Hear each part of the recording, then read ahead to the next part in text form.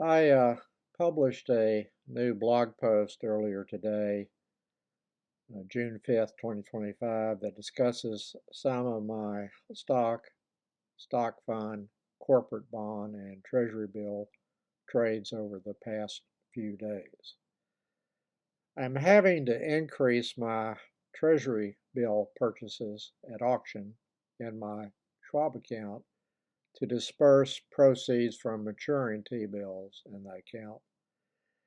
The reason for a quick reinvestment is that idle funds in my Schwab sweep account earn only 0.05%.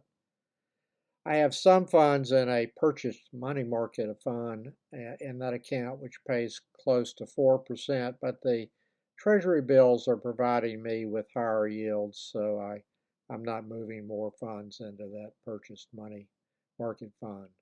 Uh, and am content and just buying treasury bills now with the proceeds received from maturing bills. I bought 20,000 in principal amount this week in treasury bills and another 13,000 in principal amount of investment grade corporate bonds.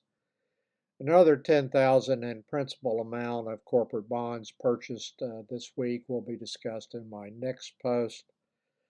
My current focus in corporate bond purchases is to pick up 5% or more in both the yield to maturity and current yield by buying bonds maturing in the 2030 to 2035 time period. I can assume more interest rate risk since I have an extreme overweighting in short term corporate bonds, CDs, and treasury bills.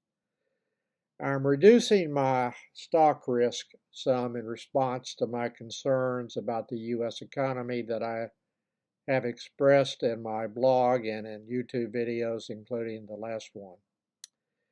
The most significant reduction discussed in today's blog was to sell 100 shares of the T. Rowe Price Capital Appreciation Fund, which I own in a T. Rowe Price mutual fund account, which is closed to new investors, and that sale generated a $1,614 profit. I have a snapshot in today's blog.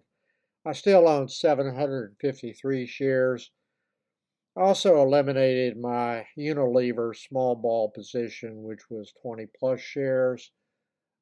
Small ball is a baseball term that I use to simply emphasize that I'm taking small risks and trying for the most part to hit singles rather than home runs with my stock purchases.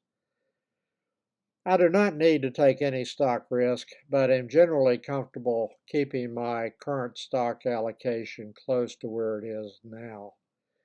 I am reluctant to both to reduce my already low stock allocation further and to buy stocks after the robust rally off the April lows in anything approaching what I would consider to be a material amount to me. Stocks are rallying so far today based on Trump's claim that his call with the Chinese president was, quote, very good, end of quote.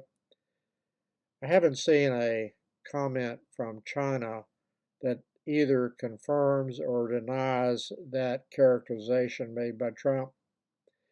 I do not believe anything that Trump says about anything unless I have clear and convincing evidence based on what I view as accurate information that he is making a rare, accurate statement. This approach is based on comparing his statements to accurate information over the past 12 years and has nothing to do with his policies. Trump has negative credibility based on my assessment, meaning that nothing he says can be taken at face value. Maybe he is telling the truth about his conversation with the Chinese president, but I cannot accept his characterization based on his long history of making false and misleading statements that have to be measured in units of tens of thousands. I understand that almost 80% of Republicans view Trump is honest and is a role model for their children based on polling.